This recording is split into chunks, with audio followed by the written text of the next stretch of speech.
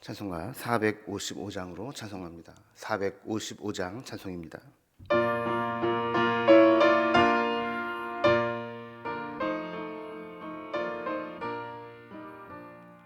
주님의 마음을 본받는 자, 그 맘에 평강이 찾아오면 험악한 세상을 이길 힘이 하늘로부터 임함이로다.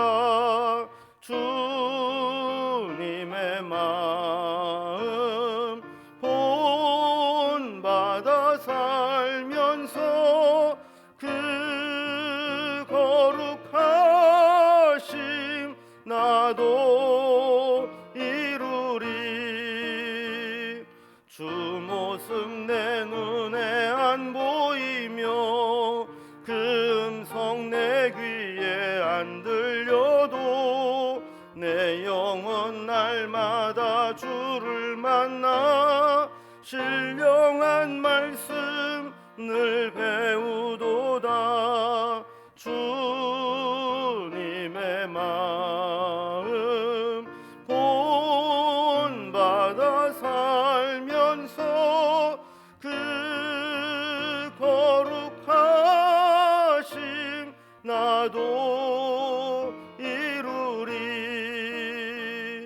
가는 길 거칠고 험하여도 내 맘에 불평이 없어짐은 십자가 고난을 이겨내신 주님의 마음 본받음이라. 주님의 마음 본받아 살면서 그 거룩하심 나도 이루리. 주 예수 세상에 다시 오실 그날엔 무성도 변화하여 주님의 빛나는 그 형상을 다 함께 보며 주 찬양하리. 주님의 마음 본받아 살면서 그 거룩하심 나도 이루리. 아멘. 오늘 함께 나눌 하나님 말씀은 신약성경 요한일서 2장 1절에서 11절까지 말씀입니다. 요한일서 2장 1절에서 11절까지 신약성경 388면입니다. 말씀을 제가 봉독합니다. 나의 자녀들아, 내가 이것을 너희에게 쓰면 너희로 죄를 범하지 않게 하려 함이라. 만일 누가 죄를 범하여도 아버지 앞에서 우리에게 대언자가 있으니 곧 의로우신 예수 그리스도시라. 그는 우리 죄를 위한 화목제물이니 우리만 위할 뿐 아니요 온 세상의 죄를 위함이니라. 우리가 그의 계명을 지키면 이로써 우리가 그를 아는 줄로 알 것이요 그를 아노라 하고 그의 계명을 지키지 아니하는 자는 거짓말하는 자요 진리가 그 속에 있지 아니하되 누구든지 그의 말씀을 지키는 자는 하나님의 사랑이 참으로 그 속에서 온전하게 되었나니 이로써 우리가 그의 안에 있는 줄을 아노라. 그의 안에 산다고 하는 자는 그가 행하시는 대로 자기도 행할지니라. 사랑하는 자들아, 내가 새 계명을 너희에게 쓰는 것이 아니라 너희가 처음부터 가진 옛 계명이니 이 옛 계명은 너희가 들은 바 말씀이거니와 다시 내가 너희에게 새 계명을 쓰노니 그에게와 너희에게도 참된 것이라. 이는 어둠이 지나가고 참 빛이 벌써 비침이니라. 빛 가운데 있다면서 그 형제를 미워하는 자는 지금까지 어둠에 있는 자요 그의 형제를 사랑하는 자는 빛 가운데 거하여 자기 속에 거리낌이 없으나 그의 형제를 미워하는 자는 어둠에 있고 또 어둠에 행하며 갈 곳을 알지 못하나니 이는 그 어둠이 그의 눈을 멀게 하였음이라. 아멘.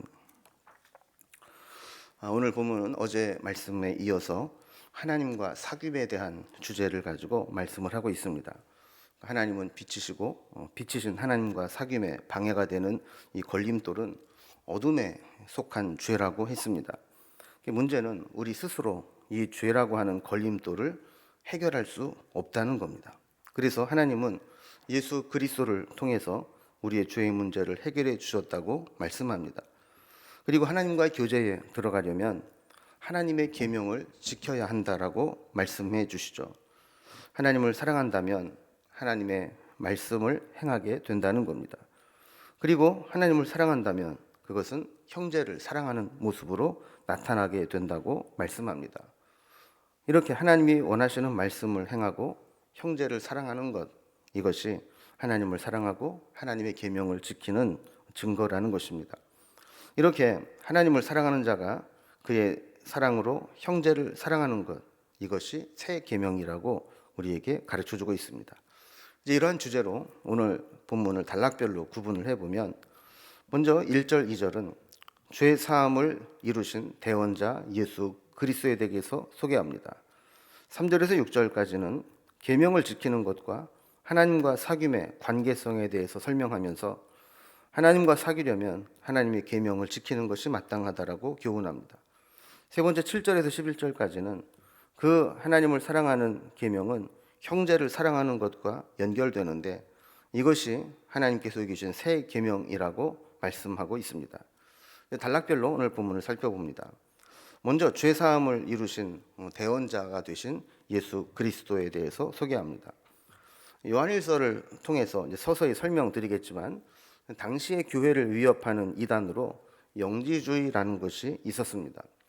영지주의라고 하는 것은 영에 대한 어떤 지식을 알고 있는 자는 구원을 받는다라는 뜻인데, 영은 거룩하고 영원한 것이고 육은 세속적이고 일시적인 것이라고 이분법적으로 여기면서 육신은 세속적이고 썩어 없어지는 것이기 때문에 육신으로 죄를 짓는 것은 구원과 아무 상관이 없다고 가르치는 겁니다. 만약에 이런 교리에 익숙해지게 되면 우리의 죄를 짓는 것을 아무렇지도 않게 생각을 하고 죄 가운데 빠지게 된다는 것이죠. 그래서 이러한 영지주의의 가르침은 잘못된 가르침입니다.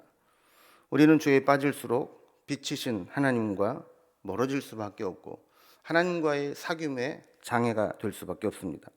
그래서 우리가 죄를 지을 때마다 빨리 죄의 문제를 해결하고 죄에서 돌이켜서 하나님께로 향해야 합니다. 그것을 우리 힘으로 할 수 없기 때문에 하나님께서 예수 그리스도를 통해서 죄의 문제를 해결하도록 열어주셨습니다. 그래서 예수님에 대해서 여기 보면 두 가지로 설명을 합니다.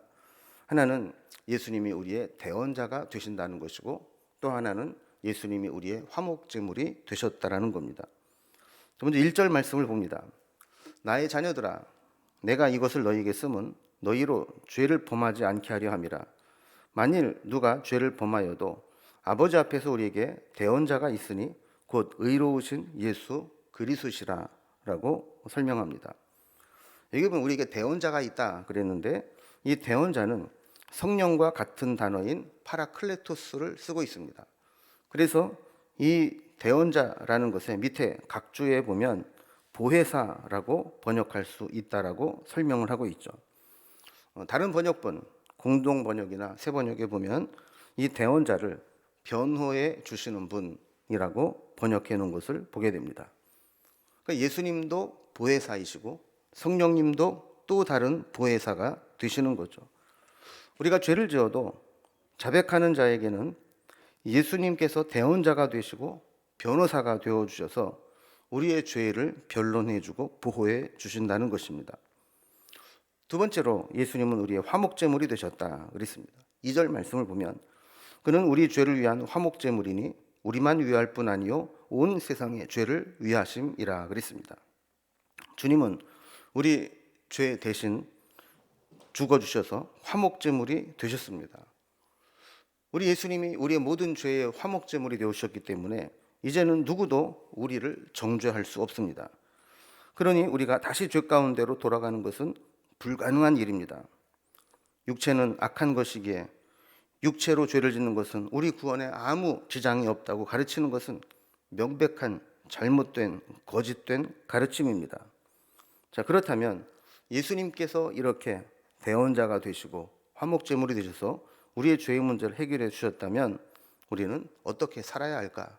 이것을 두 번째 단락에서 설명합니다. 두 번째 단락은 계명을 지키는 것과 하나님과 사귐의 관계성에 대해서 설명합니다.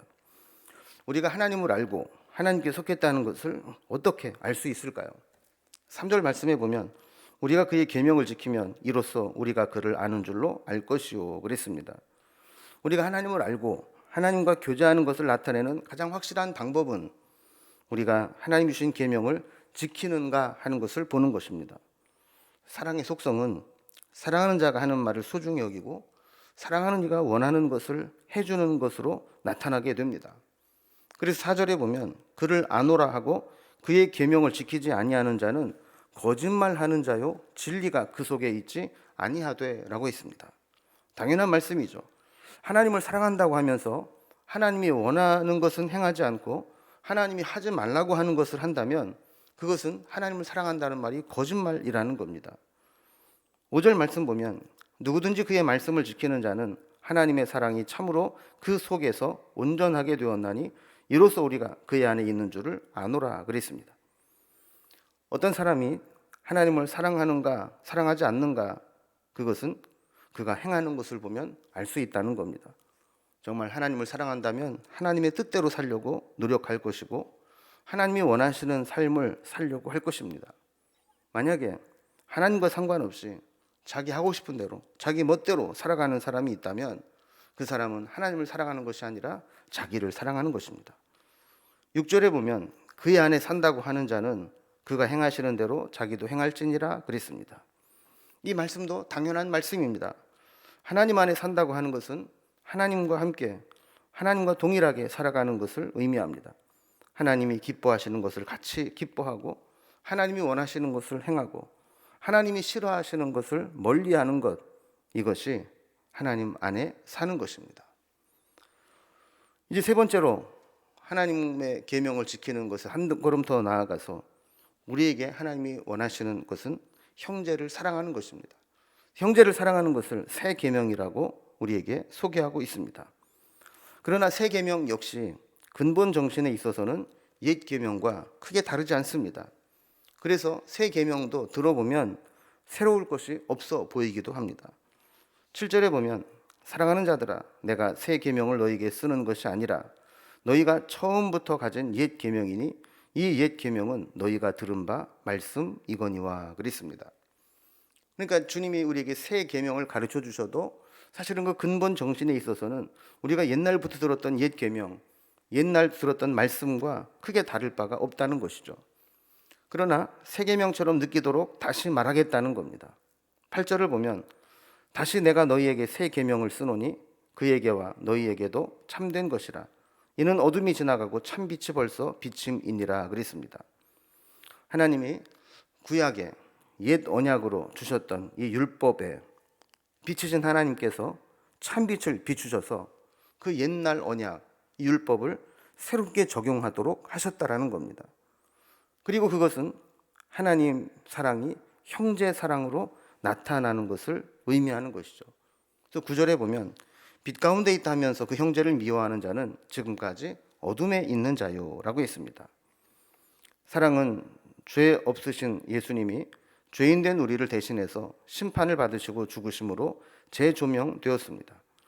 주님은 우리 대신 죽기까지 우리를 사랑하셨는데 사실 우리는 조금 마음에 안 맞는다고 해서 미워하고 원수처럼 지내려고 하는 마음이 있습니다. 만약에 우리에게 뭔가 나에게 좀 서운하게 했다고 해서 좀 내 마음에 안 맞는다고 해서 그를 미워하고 원수처럼 지낸다면 그것은 우리가 아직도 어두움 가운데 있다는 증거라고 사도 요한은 이야기합니다. 그래서 10절에 보면 그의 형제를 사랑하는 자는 빛 가운데 거하여 자기 속에 거리낌이 없으나 라고 했습니다. 사랑으로 행하면 거리낌이 없습니다. 내가 받은 은혜와 사랑을 생각하고 그 사랑으로 형제를 사랑하면 하나님께 혹은 사람에게 거리낌 없는 삶을 살게 되는 것입니다. 그러나 11절에 있는 말씀과 같이 그의 형제를 미워하는 자는 어둠에 있고 또 어둠에 행하며 갈 곳을 알지 못하나니 이는 그 어둠이 그의 눈을 멀게 하였음이라 그랬습니다. 형제를 미워하는 자는 마치 눈먼 사람처럼 어두움 가운데 헤매는 것과 같다라고 이야기를 합니다. 영적인 눈이 어두워지면 사랑이 식어집니다. 그리고 마음속에 미워하는 마음만 싹트게 됩니다. 원수를 사랑하는 것은 결코 쉬운 일이 아닙니다. 엄청난 감정 소모가 일어나는 일입니다. 원수 같은 사람을 사랑하는 것, 우리 힘만으로는 할 수 없는 일입니다. 그러나 주님께서 새 계명을 실천하셨고 우리에게 명하셨기에 우리도 순종하는 삶을 살아야 합니다.